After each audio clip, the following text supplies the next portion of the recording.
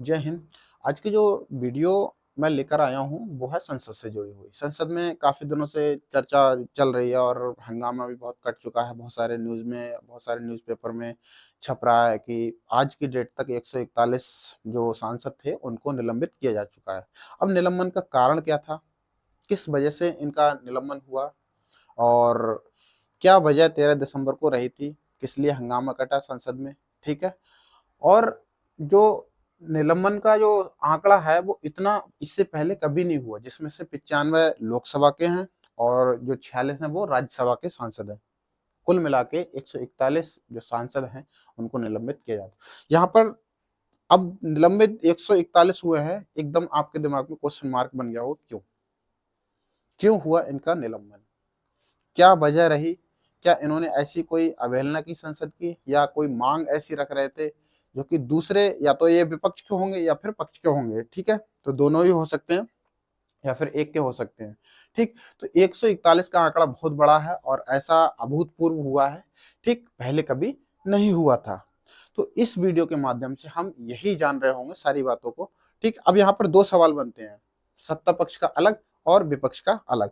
विपक्ष ये कहती है, आरोप लगाते हुए सत्ता पक्ष पर, कि ये ऐसे बिल पर बिना मतलब डिबेट किए ऐसे बिल को पास कर रहे हैं जिस पे डिबेट होना बहुत जरूरी है और बहुत महत्वपूर्ण बिल है।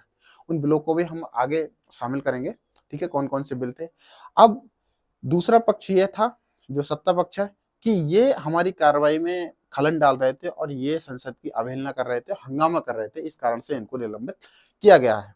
तीसरा एक सवाल और, कि 13 दिसंबर 2023 को वहां कुछ युवकों ने, कुछ असामाजिक तत्व, हालांकि वो विद्यार्थी थे, लेकिन वहां पर उन्होंने ऐसे कार्य किए जो कि असामाजिक तत्व में शामिल कर रहा हूं मैं, ठीक है?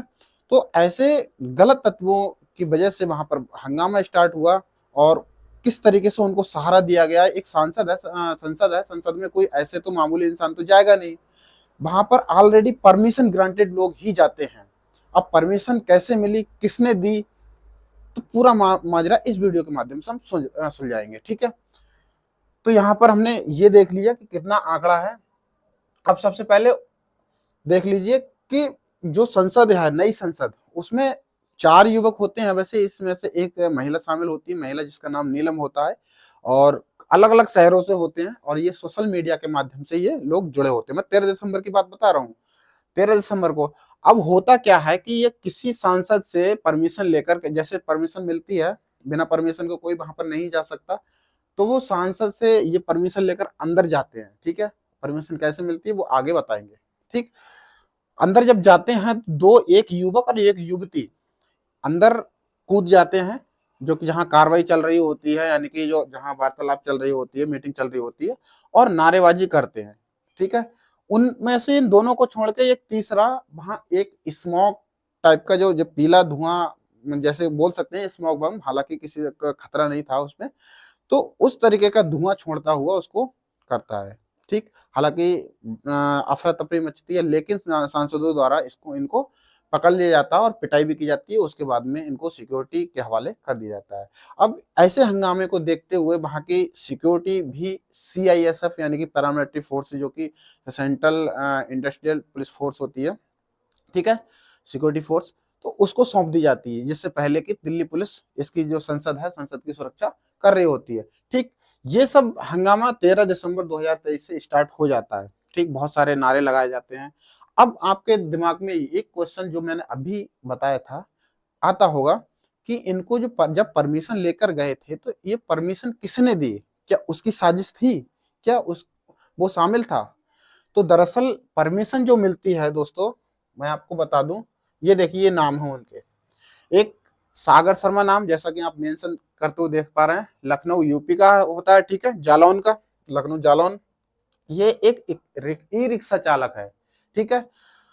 मनोरंजन गौड़ा, जो मैसूर कर्नाटक इंजीनियर होता है। दरअसल ये मनोरंजन गौड़ा ही मैसूर के MP प्रताप सिन्हा से परमिशन लेता है, और जो बीजेपी का सांसद होता है, प्रताप सिन्हा है, वो बीजेपी का सांसद होता है वहां मैसूर का, परमिशन ग्रांटेड करता है। एक तो मनोरंजन गौड़ा और 3 दोस्त इसके अन्य, ठीक है, यानी कि एक ये और 3 दोस्त दूसरे उनकी परमिशन ये प्रताप सिन्हा जो कि वहां के एमपी होते हैं मैसूर, ठीक है, तो वो भी बीजेपी के होते हैं, ठीक, उनसे परमिशन ग्रांटेड करके और ये वहां संसद में जाते हैं, ठीक। नीलम आजाद, ये जींद हरियाणा की रहती है, ठीक है, ये पिछले छात्र रही है और सिविल सर्विस की तैयारी कर रही है, हालांकि अब तो ये कांड करने के बाद में सिविल सेवा तो भूल जाए, ठीक है। अमोल सिंधे, ये लातूर महाराष्ट्र, महाराष्ट्र में पड़ता है लातूर, ठीक है, उसमें सेना या फिर पुलिस में भर्ती, अब तो ये भर्ती भर्ती भूल जाए, ठीक है। तीसरा विक्की शर्मा, और ये एक है ललित झा, इसकी हालांकि जानकारी उपलब्ध नहीं हो पाई है, और ये गुरुग्राम, दो हरियाणा के हो गए। ये स्पोर्ट कंपनी का ड्राइवर होता है। दरअसल जो विक्की शर्मा है, ये सभी लोग विक्की शर्मा के यहाँ मिलते हैं, और इस तरीके से मिलने के बाद में दिल्ली आते हैं, मेट्रो से वहां प्लान बनाते हैं, प्लान के बाद में ये सब वहां पर संसद में उपस्थित चले जाते हैं, ठीक है। उसके बाद में ये हंगामा चालू किया जाता है, हालांकि ये पकड़े गए हैं, अब ये तो मतलब तैयारी सिविल सेवा आईएएस पीसीएस ये तो बन गई, ठीक है।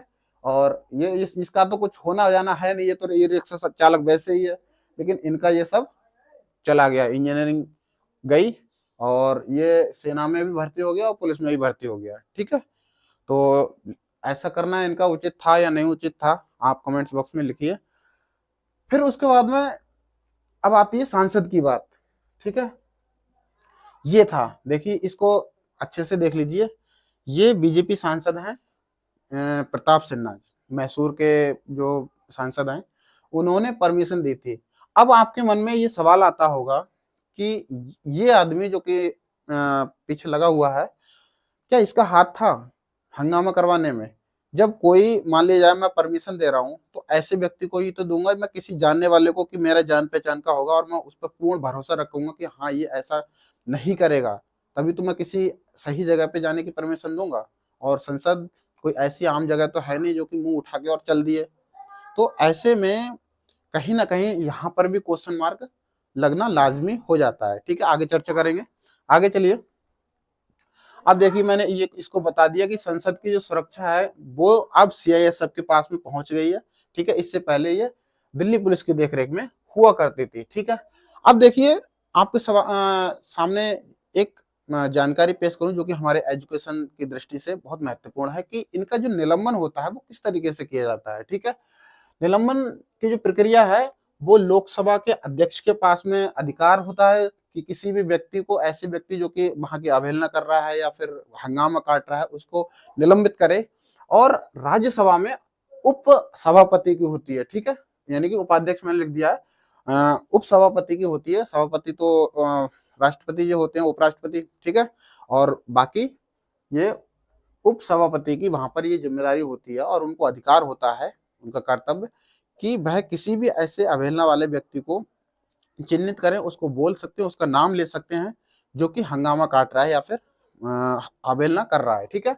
ये नियम कहता है 373, 373 और 374, ठीक है। अब इसमें 373 में है कि किसी भी व्यक्ति का आचरण गलत हो।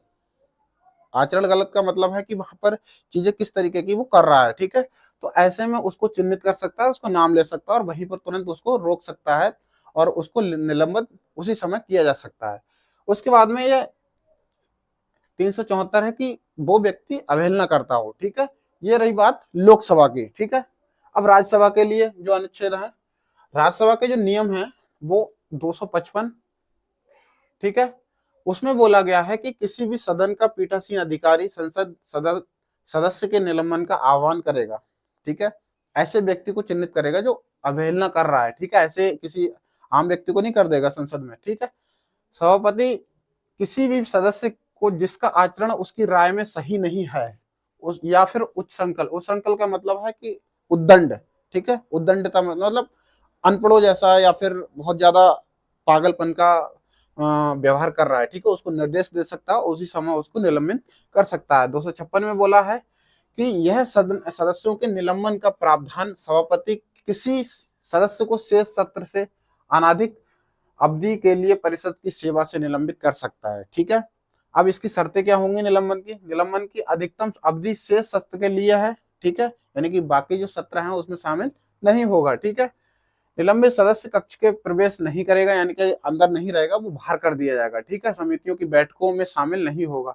हालांकि सीधा सीधा कहने का मतलब है, जब निलंबित होगा तो आप संसद से बाहर होगा, किसी भी जो चर्चा है उसमें आप शामिल नहीं होंगे, ठीक है। और इसके लिए आप नोटिस देने के पात्र नहीं होंगे और प्रश्नों का उत्तर पाने के भी पात्र नहीं होंगे, कि आप किसी भी विपक्ष से प्रश्नों का उत्तर लें, ऐसा नहीं होगा, ठीक है। अब देखिए, बात आती है कि अब इनका निलंबन हो गया, अब ये कहाँ जाएंगे? न्यायालय, ठीक है। तो क्या न्यायालय में ये जस्टिफाई होगा? क्या ये वहां अपना न्याय लेंगे क्या? तो इसमें लिखा है कि संविधान का अनुच्छेद 122 कहता है कि संसदीय कार्यवाही पर अदालत के समक्ष सवाल नहीं उठाया जा सकता, कि संसद की जो भी कार्रवाई है उसमें जो न्यायालय है उसमें किसी भी प्रकार का सवाल नहीं उठाया जा सकता। अब आते हैं मुद्दे पर, ठीक है। मुद्दा क्या था कि सत्ता दल था वो बोल रहा था कि ये लोग हमारी मतलब जो कार्रवाई है उसमें टांग अड़ा रहे हैं, ठीक। विपक्ष का कहना था कि सत्ता दल चाहता है कि विपक्ष मुक्त संसद हो, यानी कि विपक्ष हो ही ना, जिससे कि ये मनमाने ढंग से ये बिल पास करते चले जाएं। दरअसल बिल 3 थे, इसमें आईपीसी था, उसको नए तरीके से किया गया है, सीआरपीसी था, ठीक है, उसको किया गया, और एक और था, ठीक है, अभी मुझे ध्यान नहीं है। तो वो बिल नए सिरे से या फिर जो अंग्रेजों के जमाने के थे उनको पूरे तरीके से चेंज किया गया था, या फिर थोड़ा बहुत चेंज करके उसमें बदलाव किया गया था, जिसमें 95 जो सदस्य थे, 95 संसद सदस्य थे, वो हाजिर नहीं थे जिस वक्त ये पेश किए जा रहे थे, ठीक है। उस वक्त ये 95 संसद शामिल नहीं थे, और बाद में इन्होंने ये प्रश्न चिन्ह किया कि ये अपनी मनमानी से, सरकार जो है वो अपनी मनमानी से बिल पास कर रही है, ठीक।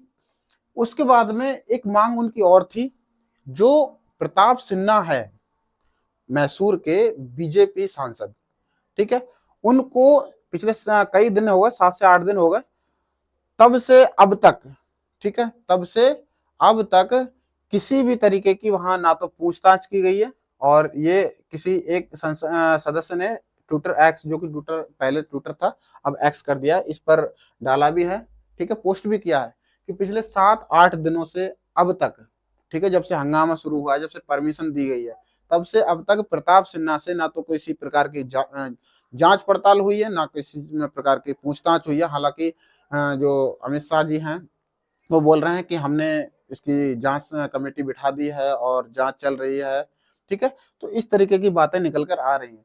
अब कहीं ऐसा तो नहीं जो आपके दिमाग में चल रहा हो वही मैं बताने वाला हूं।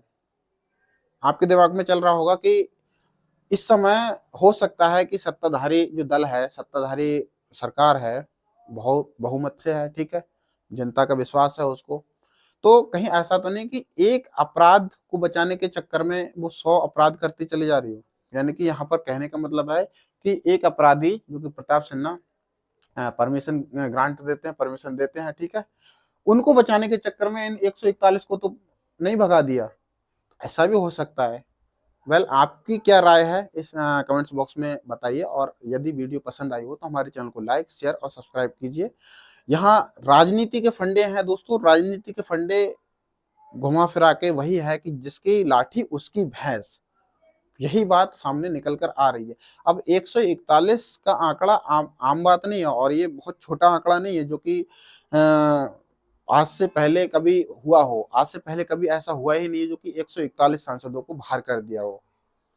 और जब आप बोल रहे हैं कि हमने कमेटी बिठाई, हम जांच शुरू कर रहे हैं, तो आप जांच कीजिए ना, उसकी जांच कीजिए जिसने परमिशन दी, क्यों दी, क्या समझ के दी, क्या वहां से उसके तार थे या नहीं, पहले उसको निलंबित कीजिए।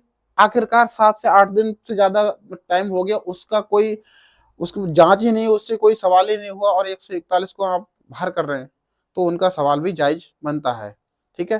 तो इस वीडियो में फिलहाल इतना ही, चलते हैं अगली वीडियो की तरफ, कोई दोबारा मिलेंगे, तब तक के लिए जय हिंद, नमस्कार।